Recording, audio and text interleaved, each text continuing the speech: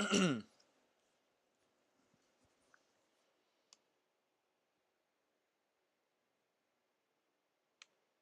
think we are slowly becoming live here, so we'll see.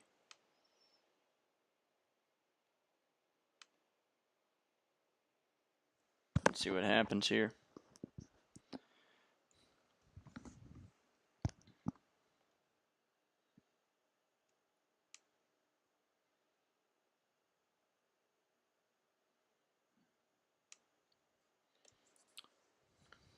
Should have done a countdown timer. But you know what? Live and learn. You have a budget of $0, so you're going to do what you're going to do. But I just want the go, and then we will start with a clap.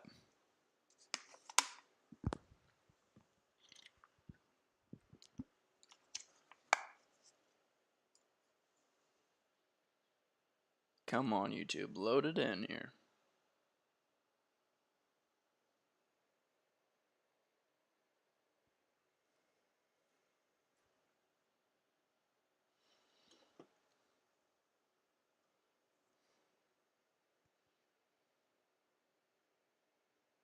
Oh shit, I am live. Alright, cool. Let me double check. Alright, I am live. Alright, cool. We'll start right here. Let's go. So, welcome into our first YouTube episode here. I cannot do this. I can't hear myself all the time. It drives me nuts. Anyway, first episode here on YouTube. We did one on Twitch on Sunday. It was kind of ridiculous. I had no notes. I don't know what happened to them, but they disappeared.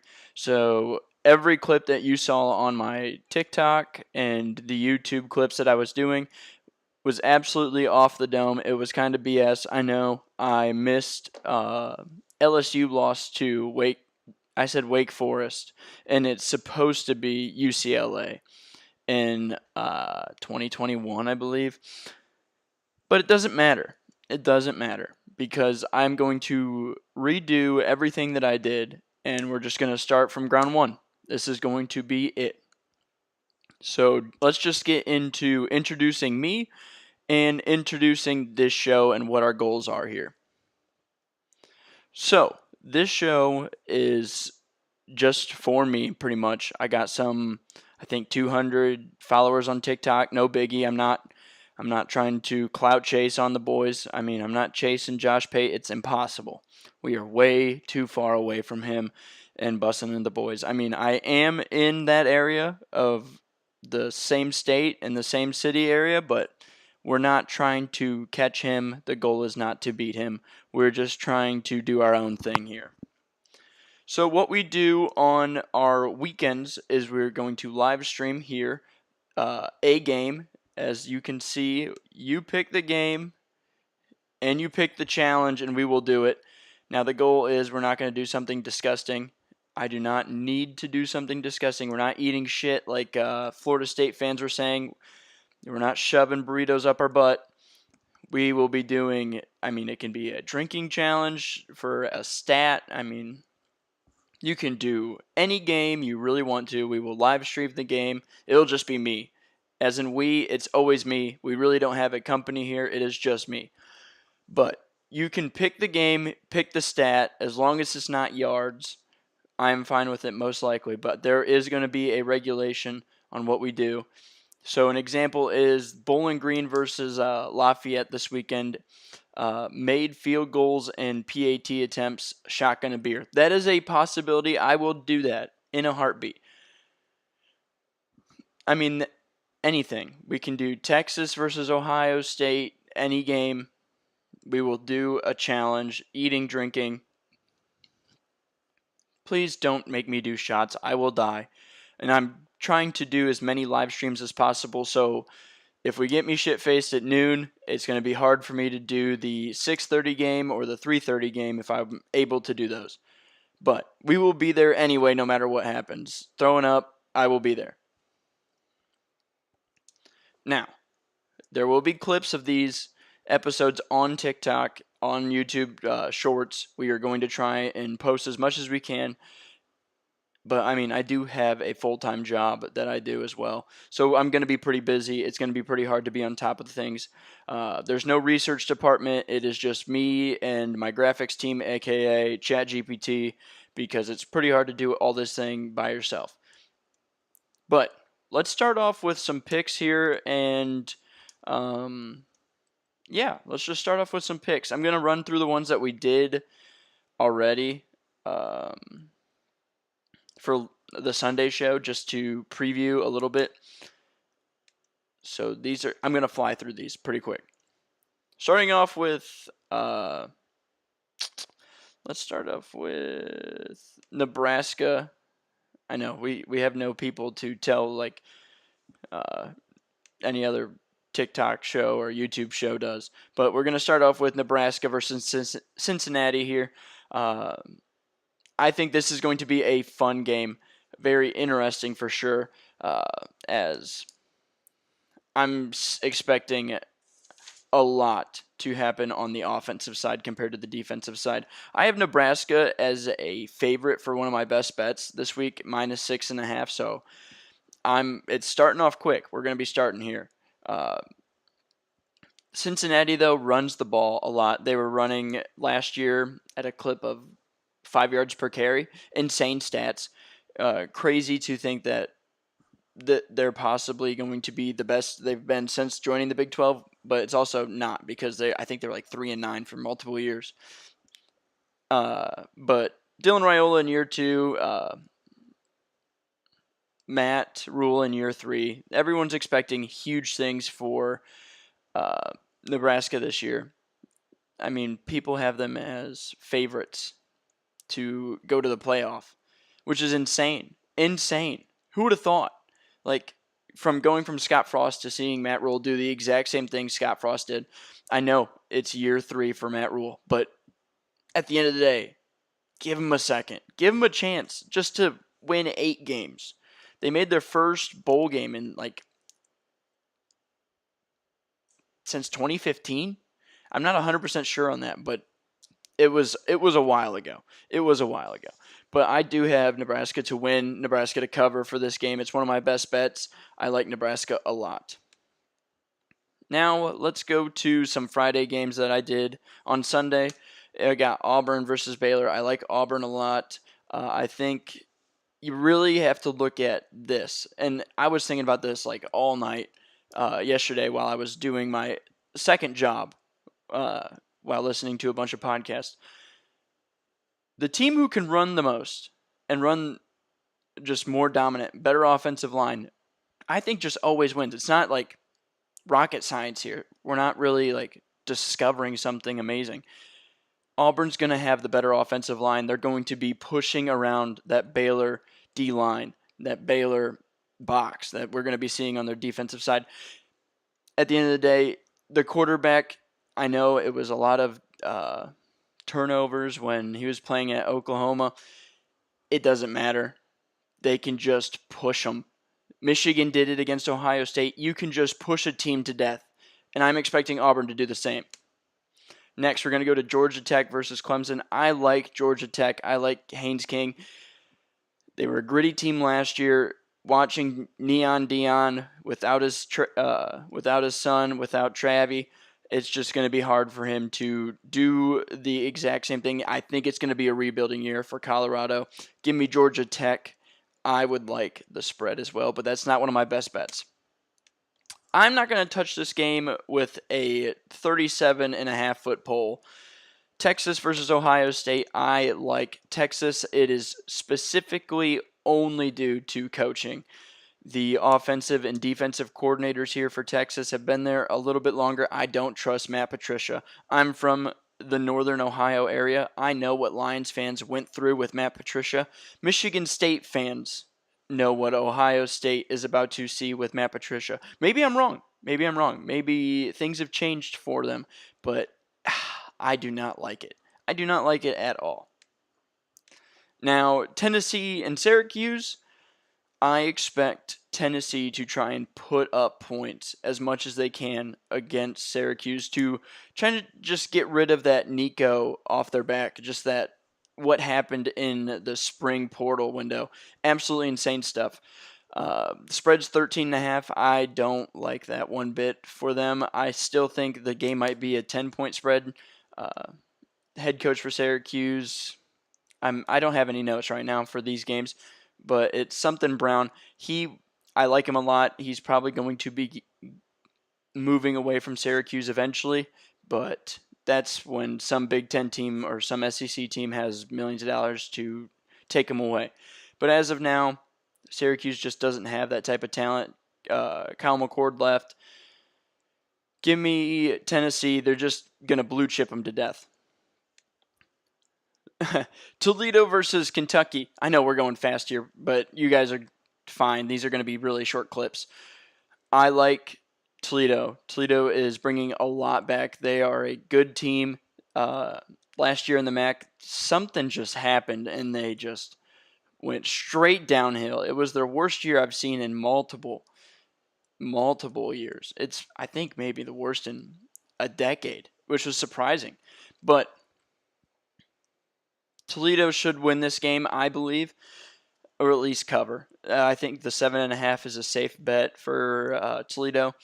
If they don't cover, it's going to start a discussion that I would like to see. Is there just a gap widening between the group of five and the Power Four? At the end of the day, I mean, it's bound to happen, but this could be one of those starting points. FSU versus Bama, a lot going on here. Ty Simpson's first game. Is Florida State even remotely close to what they used to be? A team that could go 500, or are they going to be a struggle bus season? If they lose this game, is the team just going to give up like they did a couple years ago or last year? They're reopening Doak Campbell for this game. It's going to be fun to see. 13, I think, 13.5. Let me look at my old notes. These were on Sunday, so things may have changed recently. I have 13.5 for Alabama. This is the game I don't think I'm going to stream because I'm going to go from Tennessee and Ohio State and then just have a break in between before I go into to the late night game. But we will just say I like Alabama. I got a roommate from Alabama. I'm not picking solely off of that reason. I'm not a guest picker from college football. Alabama is supposed to be one of those teams that are just super hyped, and Florida State is just in such a flux. I mean, it's absolutely insane. If you're picking Florida State, you're a fan of Florida State at the end of the day. Utah versus UCLA. It's going to be Nico's first game in a UCLA jersey. We're going to be seeing them play at the Rose Bowl against Utah here. It's going to be fun to watch. Utah got their new quarterback. I completely forget his name. I wish I had my notes for this, but we're just going way too fast for this. I like Utah. UCLA is not going to be a just turnkey system, just adding Nico. You add a $1.5 million quarterback, it's not the same. It's not going to be, oh, wow, now we're going to, you know what, we may go 8-4 or 9-3 this year because of Nico. No, that's not how it's going to work. You don't have enough talent around the guy. I might be wrong. This might be a team that just surprises us and clips a couple of big teams in the Big Ten, which they might. I mean, I think they have Ohio State right before the Michigan game. Perfect time for them. It's either that or they got Rutgers in between here and there. But anyway. We will move to, I believe this is Sunday. This is a fun one.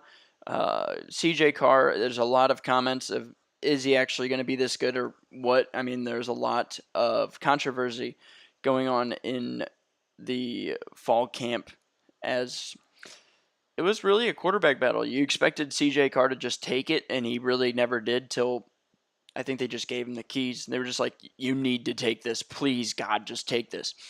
On the other side, you got Carson Beck. Is their defense going to be alive?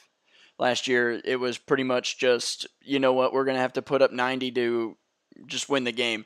and a lot of comeback wins. And to be honest, there were some games where they should have lost. And I think the ACC was just giving them wins to try and bolster the idea that they should be a playoff team. And that Virginia Tech game last year, insane. But we're not going to get into that. Notre Dame, give me Notre Dame. Give me the spread. -2.5. I like that game. Not taking it personally on my bets.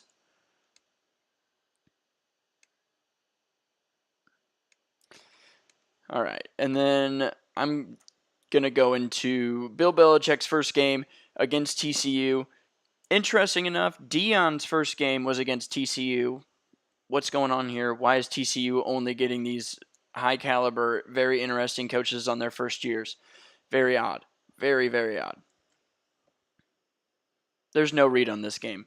I just think it's going to be a great storyline game. Just a great way to end week one going Bill Belichick.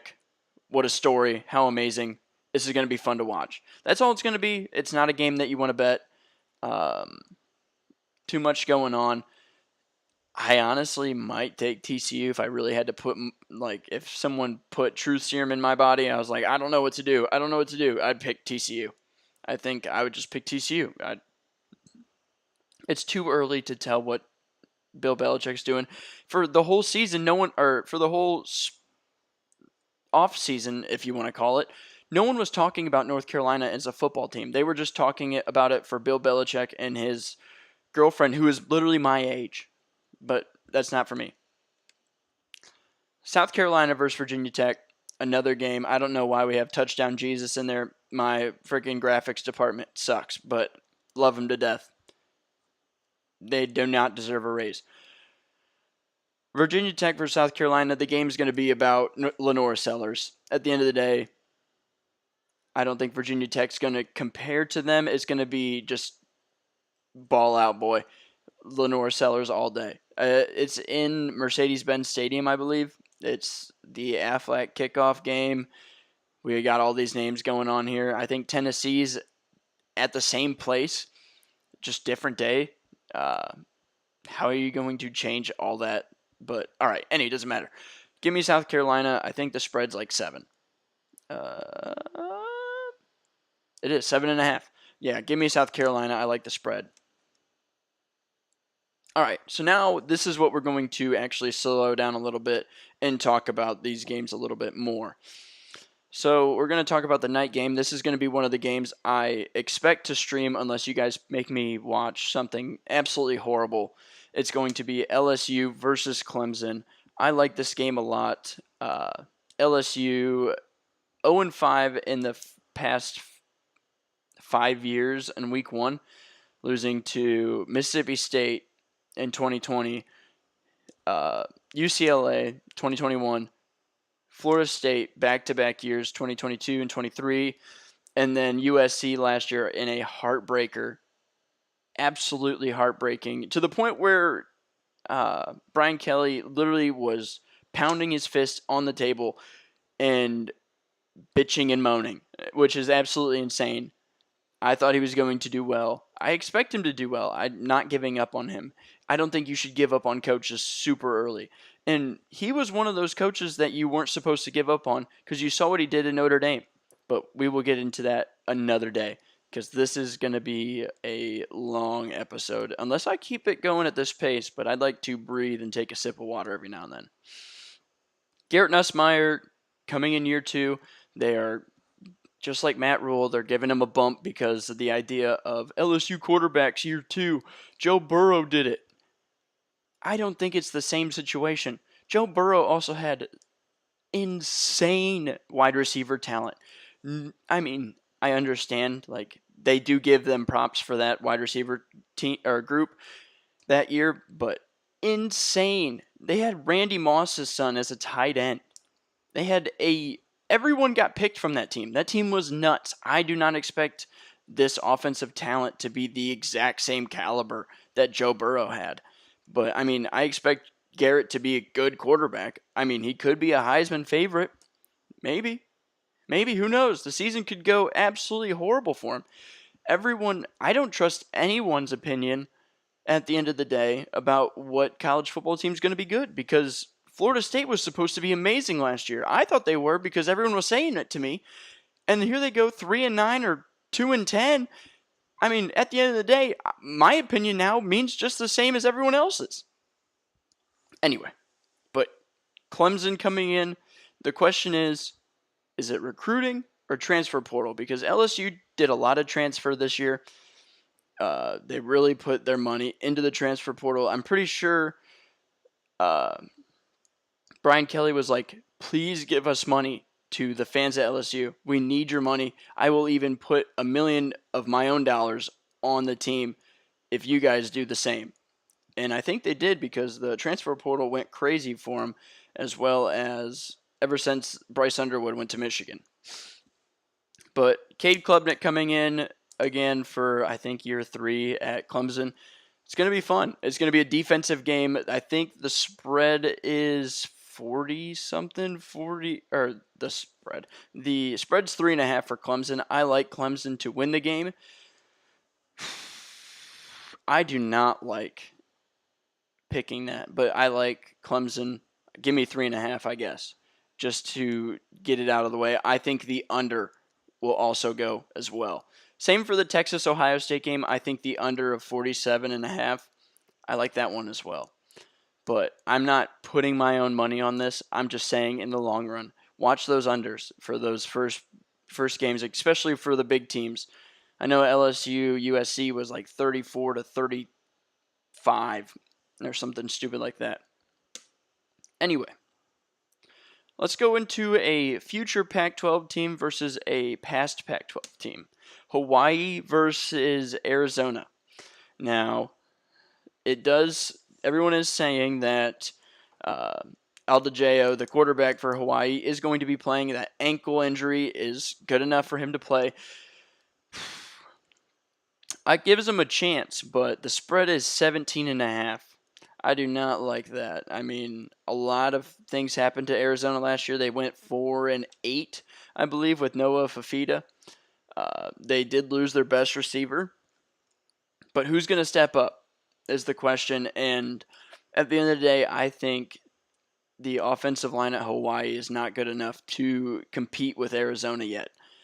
Stanford is not the best team in the world and really should have just taken advantage of the idea that their quarterback at Hawaii was on one leg. Like, I understood he ran at times, but there was parts of it where he was literally hopping with one leg. How did they not blitz more? I don't know. I never coached football. I dreamed that I coached football. I play that I coach football on the Xbox, but that doesn't happen in real life. So give me Hawaii plus 17.5 just because of Aldejao playing the game. Besides that, Arizona money line, but that's way too high of a spread for money line. Now let's go into, I believe this is a Thursday game as well, Boise versus USF. This will be a very interesting game for the long-term storytelling of the Group of Five. Boise going to be the only team ranked in the Group of Five right now at 25, and USF is bringing a lot of talent this year. They got Keyshawn Singleton is supposed to be their top receiver. They also have a quarterback who missed last year, Byron Brown. He threw for like 800 yards last year. He only played 5 games. The year before, he had 3,292 in his sophomore campaign. The question is he going to stay healthy? But it doesn't matter because he's only one game this year. We only have to worry about one game today. It's going to be this game. Hopefully he stays healthy. It'd be awful to see him get injured this quick. But for Boise, don't have Ashton Genty. He's on the Raiders now. But they do have Maddox Madsen as well as their number one receiver, who was a tight end. Penn State did it. Their number one receiver was a tight end. I don't know who to pick here. I think I would pick USF because it'd make the Group of Five pick very interesting. If Boise wins from here on out, it's going to get annoying. on what the group of five is going to do. So I would like Boise. Speaking of group of five super picks, I would also talk about Tulane and Northwestern. This is going to be sad, I would say, for the Big Ten here, as Northwestern most likely is going to lose this game. The spread is 4.5 at Tulane, for Tulane as well. It's going to be at Tulane, and it's for Tulane. Northwestern really doesn't have a stadium yet to actually even hold home games, but it's whatever at this point. Tulane has BYU's quarterback. I do like him a lot, Mensa. He is also with a 1,000-yard running back and a 1,000-yard receiver. So the team is not, mid at all. I think they're going to be a very good team to pick for your group of five pick if you really wanted to get into it. For Northwestern, the only player I like is A.J. Henning. He was a Michigan player, transferred, I think, after his freshman year. After that, was like, I don't want to watch and block the whole time, so let me go to this Northwestern team, and then Pat Fitzgerald left immediately, so it's whatever. They have a decent defense. They got two linebackers who have over 40-plus tackles, but I think Tulane will win this game. Maybe even 4.5 is a very bad spread, and you should see what they can do. But this is also one of those games where you're looking at it and go, if Northwestern wins, how big of a gap is the group of five actually going to be? Just like that Toledo-Kentucky game. It's going to be fun. It's going to be very interesting at the end of the day on how far that gap's going to slowly go. And that's the storyline throughout the whole season. That's why I'm looking at Purdue versus, who was it? Purdue versus Ball State. The spread is 18.5. Josh Pate has that as one of his best picks as Ball State plus 18.5. They had 60 transfers come in. It's going to be either higher than you expect. They might just beat 5 games and beat 2 Big Ten teams, and who knows? Or they might go 1-11 and be absolutely dog shit. Just like Mississippi State versus Southern Miss. That's another interesting game. They were the worst team in the SEC. They lost to Toledo last year. Is this going to be another year where they lose to a really decent team and Southern Miss? I'm saying really decent, but I think they're going to be good. I picked them to win Conference USA. I can't stop burping. Drinking water, too. All right. Let's go to the Pac-12 After Dark here. We got Cal versus Oregon State. Cal had lost 2 transfers. Their quarterback, Mensa, who is now at Indiana. It's going to be a big transition, as well as they lost their running back, Jaden Ott, to Oklahoma. You don't expect too much. You don't. I wouldn't. It's kind of hard when your best 2 players just leave for bigger programs and more money. And Cal's just, I love the Calgorithm. Hopefully it comes back. Hopefully things work out for them, that people are just like super interested in them to they win a couple games to start the season. The Calgorithm's back. I love that media that they were doing last year, but I like Oregon State and Malik Murphy coming from Texas and then to Duke and then now to Oregon State. He did great last year. I thought went 9-3. Oregon State needed to run the ball last year, but now they got a quarterback to throw it for him again. 2 years ago, I think they had DJ Lagway. Look how well that worked for Florida State. But Oregon State, I expect them to win this game and cover the spread of -2. It's just a question on what is going on for Cal and how big are those transfers and how important will they be. All right, so I flew through that. I think this was a 10-minute episode. This is kind of insane. I'll go through my best bets in a second here, but I want to talk to you about my tier list of teams that I think this is going to be going through the whole season. We're going to be ranking teams. Oh, other side here. Whoop, as they are jobbers, teams that I think that are just the lowest of low, like either 0 to 4 wins. Rebuilders are the teams that are barely making bowl games and on the cusp of bowl games to like 7 wins. So 5 to 7 win teams are my rebuilder teams. Then I got my mid carders. These are teams who are either 8-4 or 9-3 on the just the outside looking in. Pretty much is what I would call them, as well as the on the fringe. On the fringe contenders are the teams that should make the playoff, and then the title contenders is that next tier. Now, the difference on all of this is the fringe contenders last year, to put it in perspective here, is that Penn State line. I had a Penn State line last year. I wasn't doing any podcasting or any shows like this, so I was just talking about this too much to random people. But Penn State was the absolute middle tier team. If anyone beat Penn State, they were a national championship contender. Anyone that lost to Penn State or was equal to Penn State was never even supposed to sniff a national championship in a 4-team playoff. The teams that beat them: Ohio State, Oregon, Notre Dame. Yeah. All 3 of those teams could have won a national championship. According to some media poll, Oregon did win a national championship, and the other 2 did play in the national championship. Penn State is that perfect tier line last year of just the team that's just knocking at the door. They're knocking at the door, and they got thrown out by the bouncer. This year, who knows? Who knows? Maybe it's this year.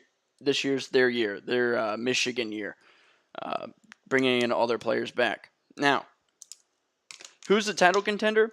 I'm going to have no one yet. This field is just way too wide. No one's played a game yet besides Kansas State and Iowa State.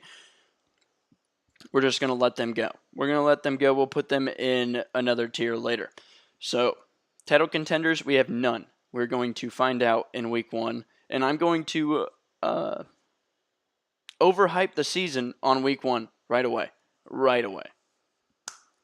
On the fringe, this is the teams that are going to go 10-2 to 11-1 to 10-2, and just this is where you like nitpick on those really good teams. You're going to make the playoff, but are you really that good of a team? So I got LSU, Penn State, Ohio State, Oregon, Texas, Alabama, Clemson, Georgia, Notre Dame. Those are the teams on the fringe. I expect them to make the playoffs this year. If things happen, it happens. They can go up and down. It's just not, this is just early expectations here. Our mid-carder teams, these are the teams that are going to go 9-3 or 8-4. I expect them to do very well this year. It's just like, you know what? Maybe you have a hard schedule. Maybe you got a couple games that are just a little difficult. You're not ready yet. You got some things to grow on. So I got Nebraska, Iowa, Florida, Oklahoma, Michigan, Illinois, Miami, Texas A&M, the whole Big 12 pretty much, Georgia Tech, South Carolina, Ole Miss, Washington. Now, like Oklahoma and Florida, if they go 9-3, they're in the playoff. They're a really good team. They might win the national championship. It just, you don't know what's going to happen. This is just a very hard thing to predict, especially this year. Ohio State last year, they were a title contender off rip because they were so loaded and they were bringing everyone back. Penn State is in that same boat. They're bringing everyone back, but no one knows because Penn State has yet to beat Ohio State or a team to that similar of a standard. And so, granted, everyone who is usually that high of a team like Ohio State was is now kind of getting to the same level as Penn State is normally. And Penn State really never changed. So it's helping them out in the long run. But anyway, rebuilders. Our rebuilding teams, these are teams that could definitely improve. But I'm just going to go off of last year's statistics. These are teams that are going to that went 7-5, or I expect to be somewhat similar, 7-5, and not like they may be able to beat some of those fringe contenders and kind of ruin their like opportunities, and they could definitely ruin some mid-carders. So this is like that Vanderbilt type of team. This was like Ohio State and Michigan last year. This was Michigan's spot last year, I would say. They were a rebuilding team. Granted, they had no offense, but they did beat a national champion.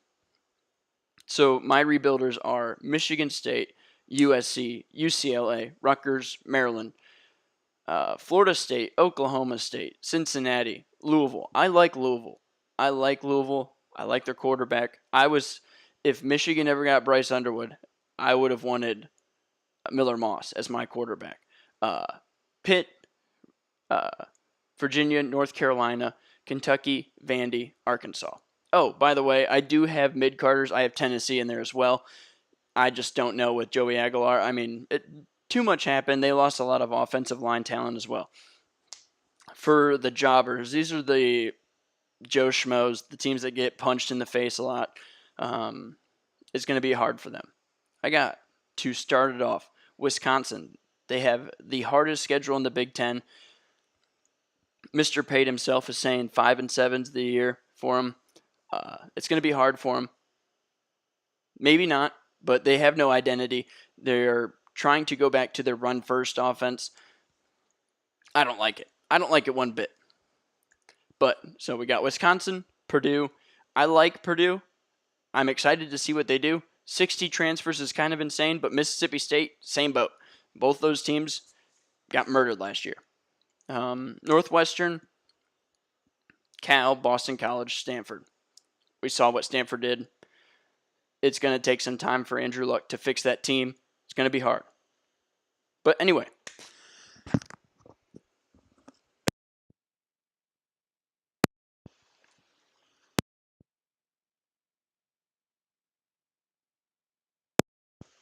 Talking so quick. Talking so fast. All right. Anyway. Let's get into our best bets that we had on Sunday. These lines have changed a little bit. So I'm sad if you guys didn't watch my TikTok that only got like 9 views. But anyway, so I got Michigan State. It was at minus teen. It was at minus 19 on Sunday. It is now minus 20.5. I would have taken that. I'd still take it now. I like Michigan State a lot. I also like Nebraska minus 6.5. I like that one. Nebraska's going to be good. Unless Cincinnati had a complete 180 this past year, take Nebraska. It's a great pick. Now, I also have Michigan under. They're playing the Lobos this week. Michigan's not scoring 50. Well, now it's 49.5. They're not scoring 49 unless their defense is doing 21 points.